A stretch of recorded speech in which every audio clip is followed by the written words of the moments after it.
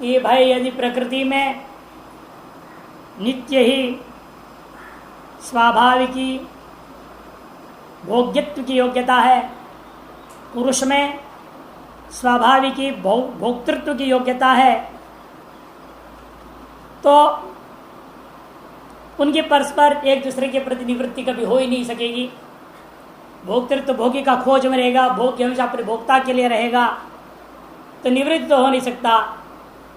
और करने के लिए कुछ नहीं रहा गया, इससे निवृत्त हो जाएगा, ऐसा सिद्धांत एक देशी ने कहा। तो उसके जवाब उसने कहा ये भी नहीं हो सकता।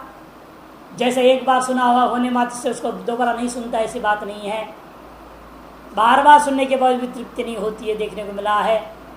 अच्छा, बार बार विषय भोग करने की इच्छा हो जाएगी, मुक्त होने की इच्छा तो कभी होनी ही नहीं चाहिए, निवृत्ति तो कभी होगी ही नहीं, प्रवृत्ति निरंतर बनी रहेगी। तथा ऐसी बात नहीं है। यहाँ दृष्टामयत्युपेक्षक एको दृष्टा मृत्यु परमत्यन्या सति संयोगी प्रतयो प्रयोजनम नास्ति सर्गस्य।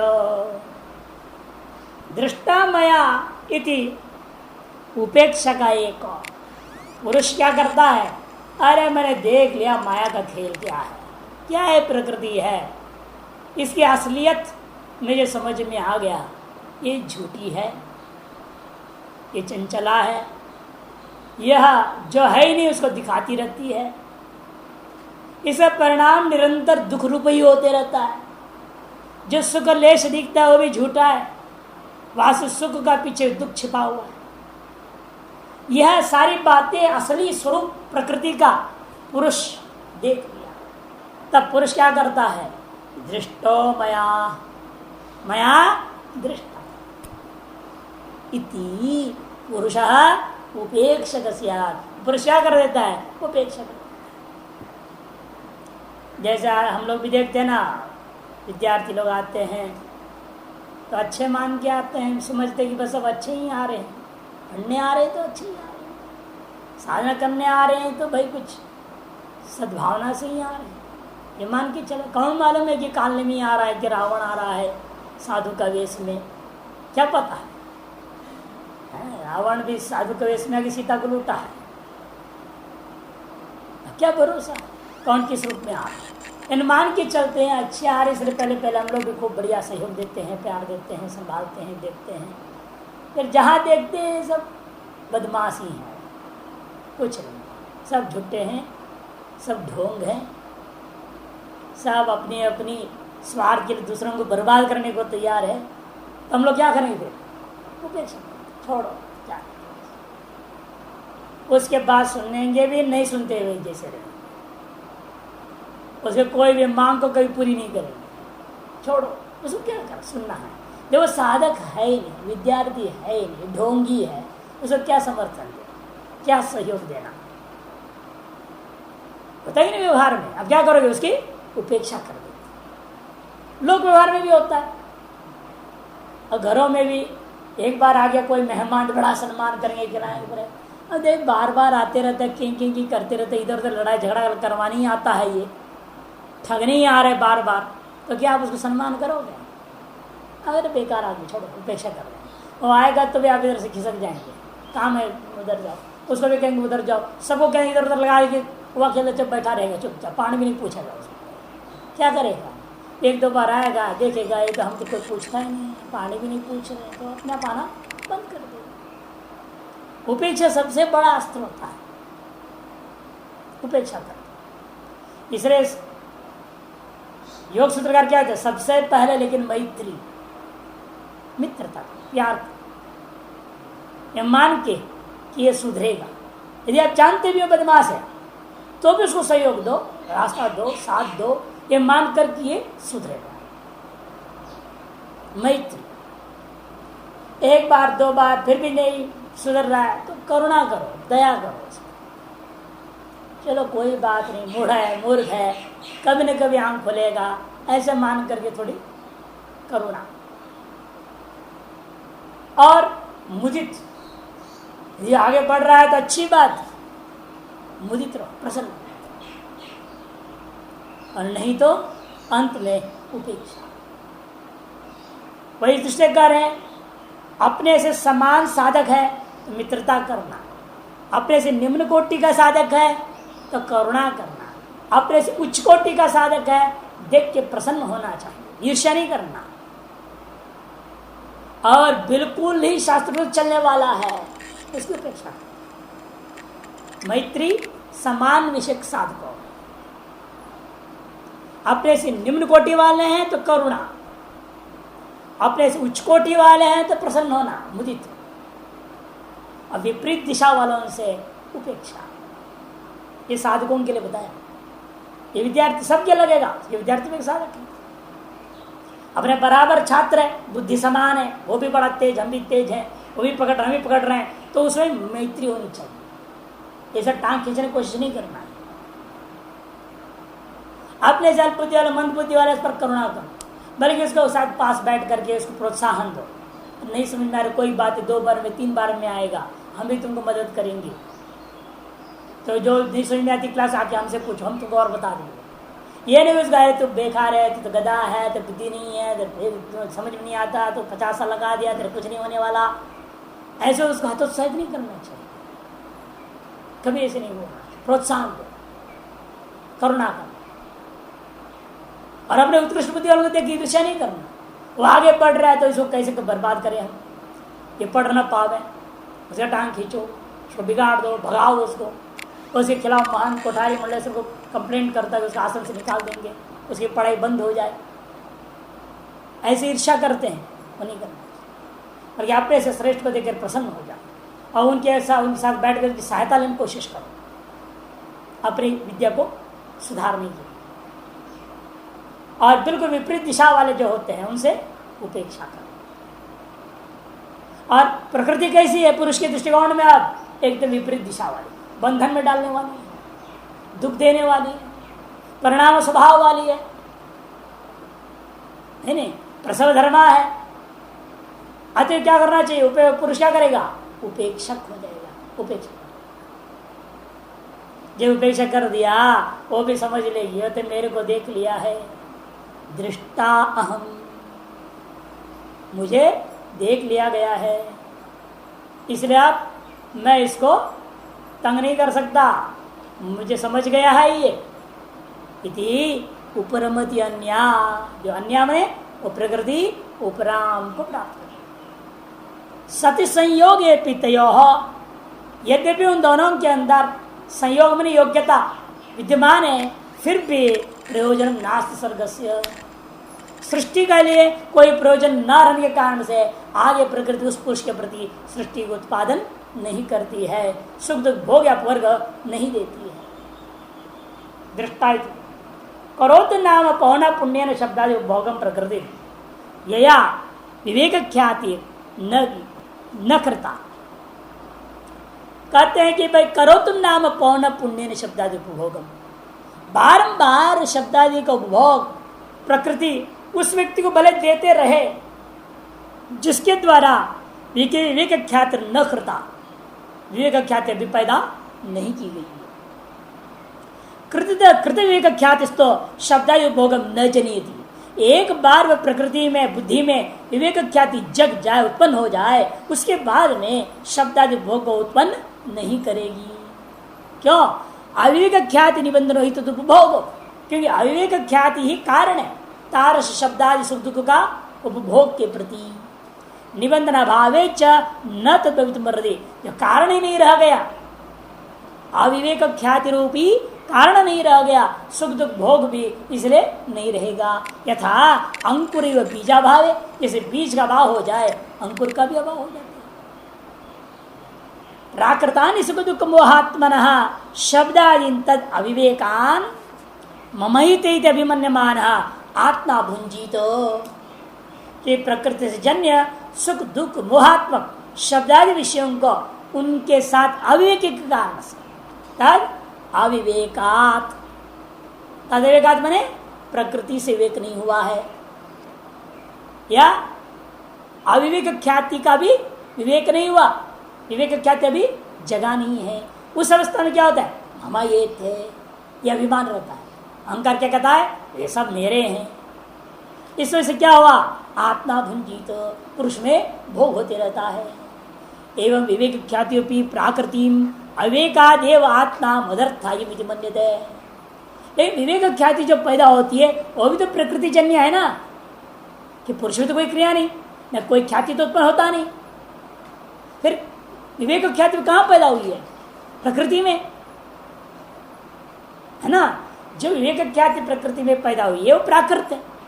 यथा सुख दुख मोहात्मक जगत है, वैसे ही विवेक ख्याति भी प्राकृत ही है। लेकिन विवेक ख्याति को भी प्राकृत होने के बावजूद भी अविवेक के वजह से मोक्ष काल में आत्मा क्या मानेगा? ये विवेक ख्याति मेरा है, मदर्था इयम, मेरे लिए विवेक ख्याति हुई है। जैसे पहले सोचता था मेरे लिए घड़ा है, मेरे लिए पानी है, मेरे लिए पत्नी बच्चे हैं, मेरे लिए सारा संसार है, अब क्या सोच रहा है? मेरे लिए विवेक ख्याति उत्पन्न हुई है। मेरे लिए मैंने मेरा इस बंधन से छुटकारा पाके मोक्ष पाने के लिए ही प्रकृति ने विवेक ख्याति उत्पन्न की है। ऐसे कब तक पकड़ा रहेगा? ये भी अविवेक ख्याति के कारण से।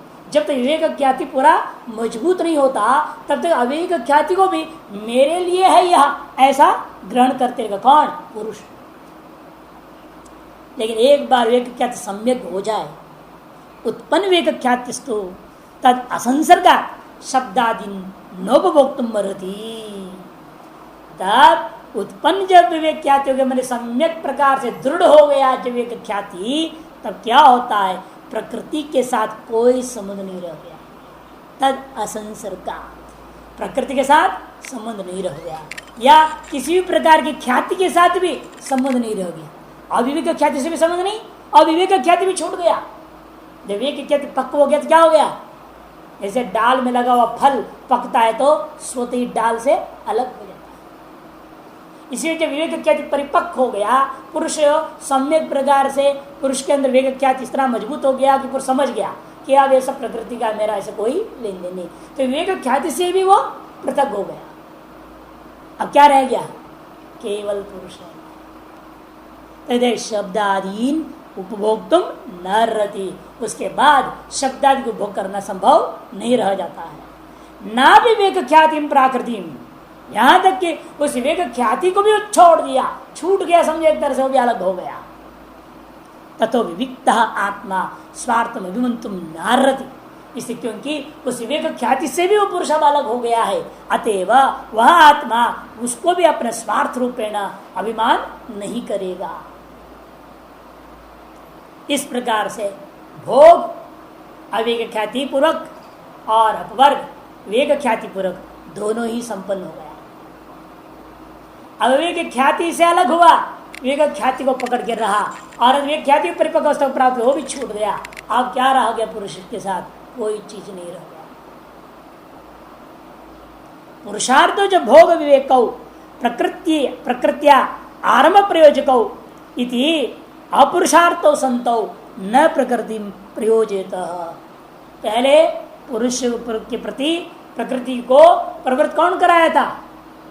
पुरुषार्थ, भोग और अपवर्ग, इन्हीं दोनों ने प्रकृति के द्वारा किए जाने वाले प्रवृत्ति का प्रयोजक थे।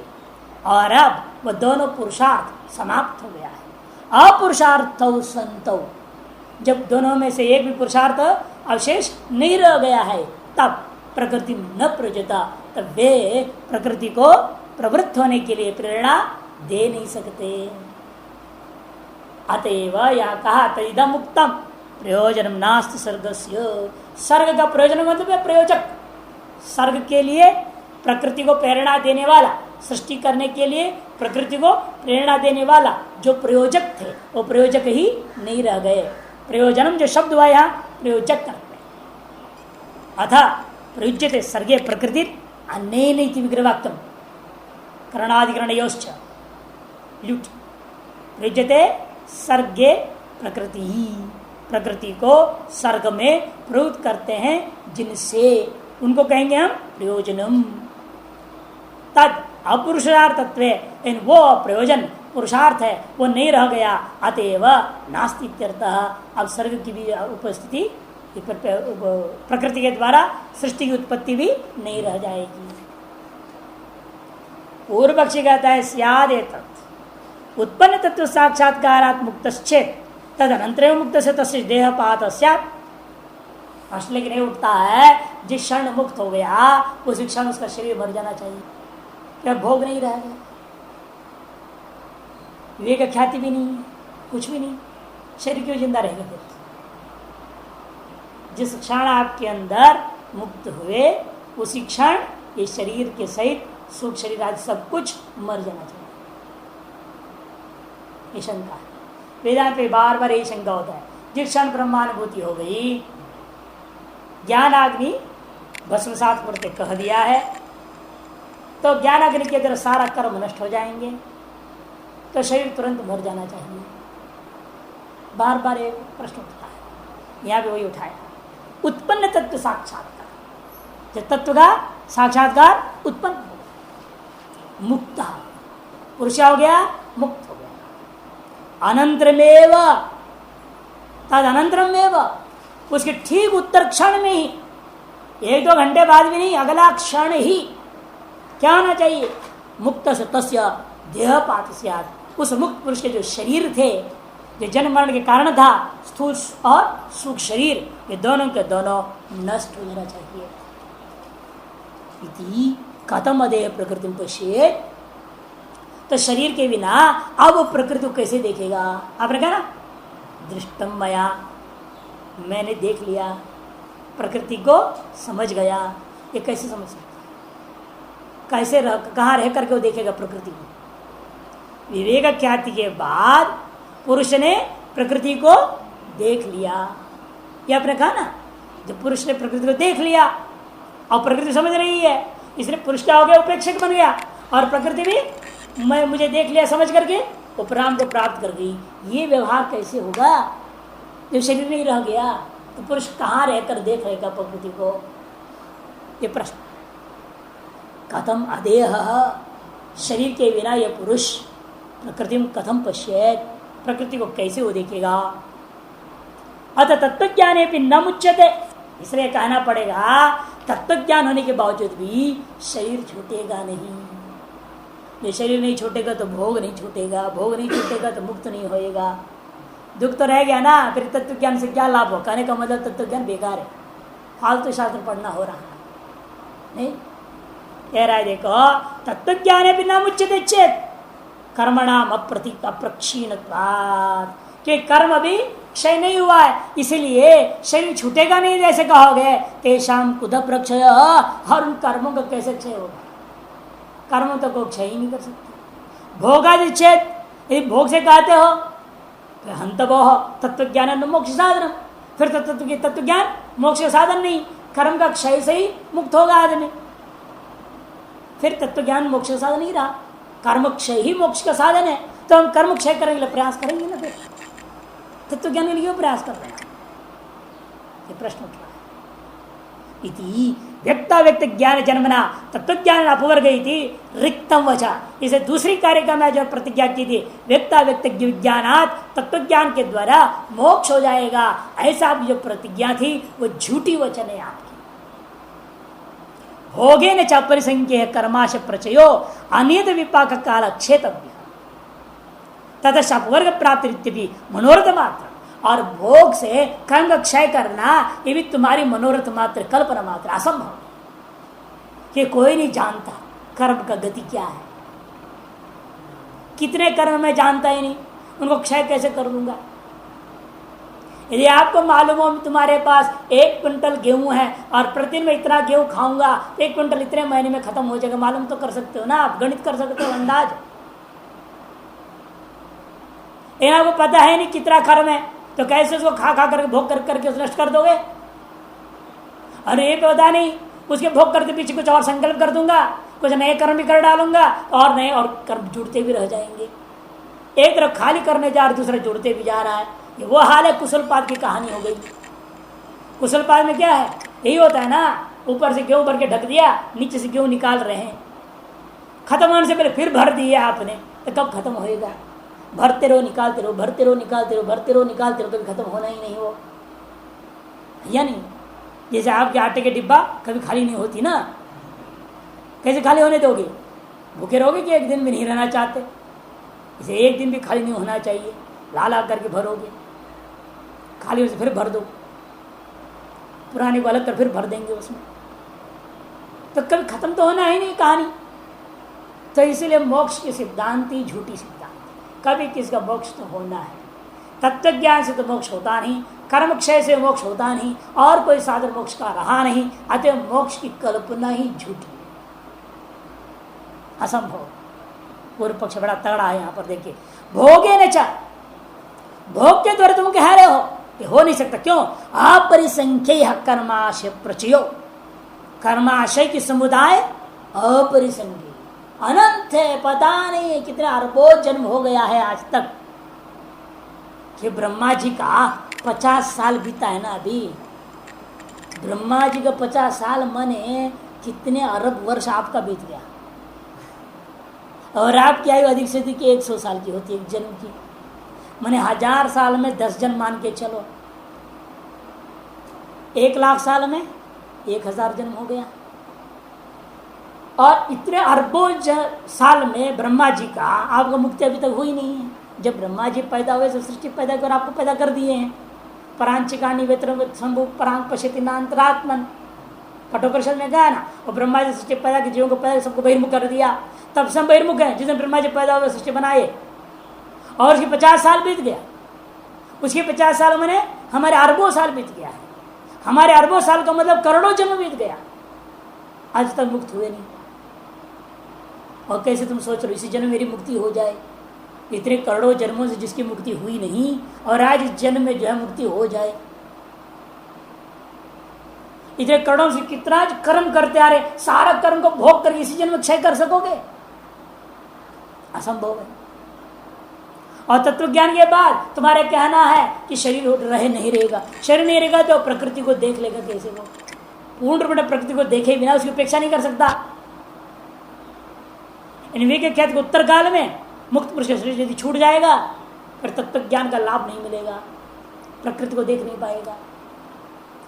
तो इसलिए अनियत विपाक काल क्षेत्रव्य, अनियत विपाक काल, जिनके विपाक काल कोई नियमन नहीं रह गया, कब इनका क्षय होना है, ऐसा कोई डेट ऑफ डेथ कर्मों का नहीं है।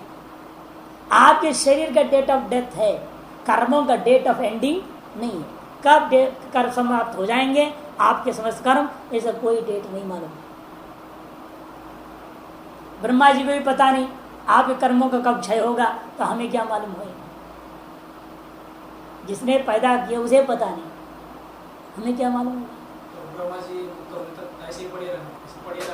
उसके बाद भी आप मुक्त होंगे, उसको गारंटी है क्या? उसके बाद वो आपको माया में डाल के छोड़ देगा, और दूसरा ब्रह्मा आएगा माया से निकाल फिर पैदा कर देगा आपको। समस्या तो यह है ना, यदि आप ब्रह्मलोक पहुंच जाते हैं, वहां ब्रह्मा जी आपको ब्रह्म ज्ञान को उपदेश देगा, तब संभावना है ब्रह्मलोक में जाने ब्रह्मा जी के साथ आप ही मुक्त होने की संभावना बनती है। लेकिन मनुष्य में रहता हुआ ब्रह्मा जी का समाप्त होने के बाद यह मनुष्य सभी मनुष्य मुक्त हो जाएंगे, ये नहीं है। चाहे साहब ब्रह्मलोक तक नहीं पहुंच पाए तो मुक्त क्या हो जाएगा? इतने जन्म लगा करके ब्रह्मलोक भी नहीं पहुंच पाए, मनुष्य लोक में भटक रहे हैं, राग द्वेष में फंसे पड़े हैं। अधिक से अधिक गए होंगे स्वर्गलोक गए होंगे, वहीं से लौट के आए, इसे तो दोबारा वेदांत पढ़ रहा है। ज्यादा ब्रह्म स्वर्गलोक तक गए होंगे आप लोग, देख के पता लगता ना। भागवत में आया श्लोक सब जो है कि स्वर्ग से आया हुआ आदमी की पहचान क्या है, नरक से आया हुआ आदमी की पहचान क्या है। स्वर्ग से आया हुआ आदमी कभी दूसरे का हित नहीं करेगा, सोचेगा नहीं। और नरक से आया आदमी हमेशा दूसरे का हित ही सोचेगा, दूसरे को डसने में लगा रहता, अपने स्वार्थ सिद्धि के लिए किसी के साथ कुछ भी करने को तैयार है। ये सब पता है 8वें स्कंद में आता है, 8। अच्छा, भोगे न, इसलिए कहता है मनोरथ मात्रम, अपवर्ग प्राप्ति मोक्ष प्राप्ति होती है, यह आपकी मनोरथ मात्र है, कपोल कल्पना है, इसे कुछ भी सत्यता नहीं है। इत्यतः तो सिद्धांत कहता ऐसे नहीं है, सम्यक ज्ञानाधिगमात् धर्मादीनाम अकारण प्राप्तौ तिष्ठति संस्कारवशात् चक्र भ्रमिवधृत शरीर। नहीं, प्रारब्ध कर्म रह जाता है। मुक्त होने के बाद भी प्रारब्ध कर्म के वजह से शरीर रहेगा और इस शरीर में वह मुक्त पुरुष रह करके प्रकृति का असली चेहरा देख। विवेक ज्ञान हो गया, मुक्त हो गया। मुक्त होने के बाद भी ये जो वर्तमान शरीर है प्रारब्ध कर्म की वजह से जिंदा रहेगा। इसमें रहकर वो पुरुष जो मुक्त पुरुष है और प्रकृति का असली स्वरूप को पूर्ण रूपेण अनुभव कर ले गया और प्रकृति की 100% उपेक्षा कर ना। शरीर मर जाएगा तो कहाँ रहेगा? मरेगा नहीं शरीर। जिस शरीर में रहकर विवेक ख्याति उत्पन्न हुई है उस शरीर प्रारब्ध कर्म की वजह से जिंदा रहेगा। दृष्टांत दे रहे चक्र भ्रमिवत धृत शरीर। जैसे कुंभकार घड़ा बनाने वाला क्या करता है? चक्र को घुमाता है, डंडे से घुमा के बहुत तेज से घुमा करके डंडे को फेंक देता है और चक्र क्या होता रहता है? तो घूमते रहे। घड़ा एक के बाद एक धड़ा घड़ा बना हाथ देता है, घड़ा काट के रख दे, फिर कर देता है, फिर काट के रख देता है, करते रहता है। घड़ा धड़ाधड़ बना देता है उतनी स्पीड में जब तक स्पीड में।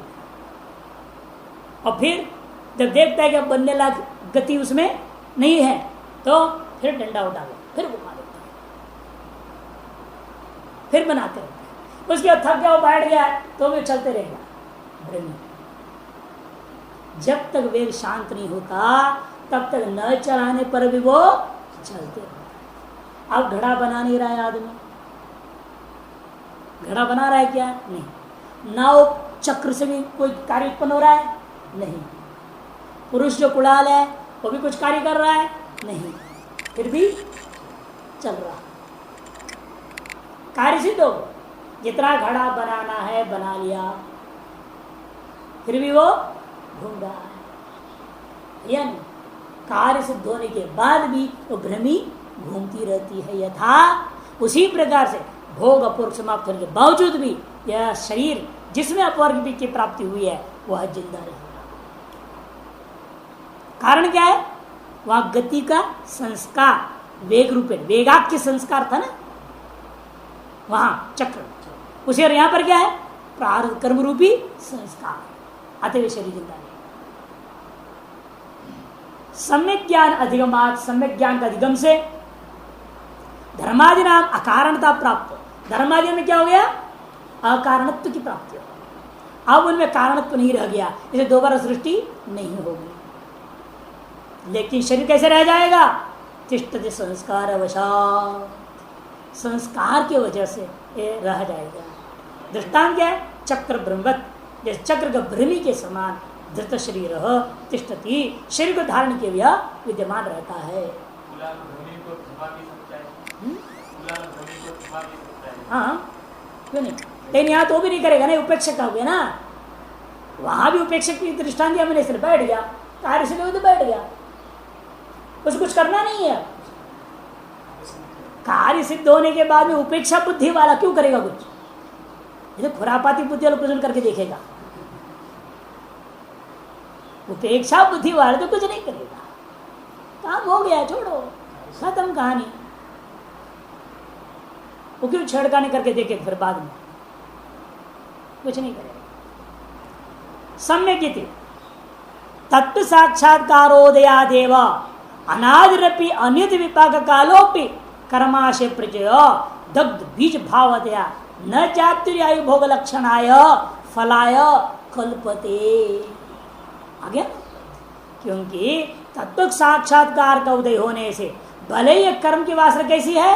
अनादि है और अनियत फल वाली है, अपरिसंख्येय है, फिर भी अनादि अनियत विपाक कालोपि अपरिसंख्ययोपि कर्माशय प्रचयो, कर्माशय का समूह दग्ध बीज भाव, भुना हुआ बीज के समान। जितना भी रहे, आग लग गया तो फिर क्या होगा? उसका जल गया, अब वो क्या बीज बो के फल निकलेगा उससे? आग का ताप भी लग जाए ना, वो बीज बेकार हो गया। थोड़ा भून दो चना वगैरह को और बो दो, हल्का से भूनो आप तो हो जाएगा पौधा। नहीं, दग्ध बीज भाव वाला।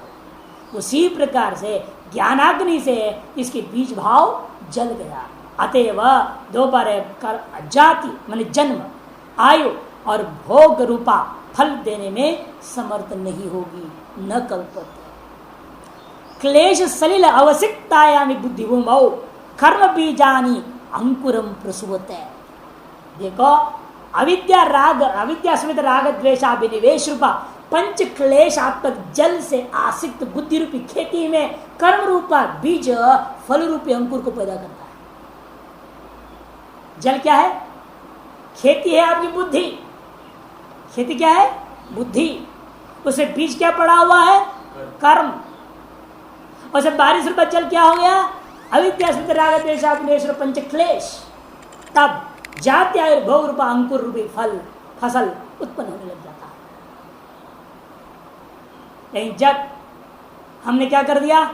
अविद्या स्मित राग द्वेष को विवेक ख्याति के द्वारा नष्ट कर दिया और बीज को भी ज्ञान से विवेक ख्याति से जला दिया।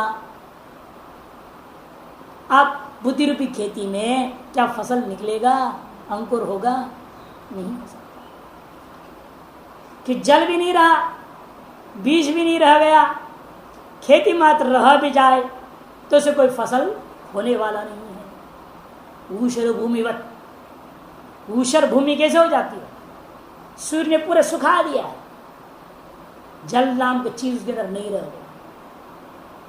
और बीज भी सूर्य के किरणों से के ताप से उसे रहने वाले भी वो नष्ट हो गए। उसके बाद बारिश से पड़ जाए तो उसे कोई अंकुर नहीं निकलता।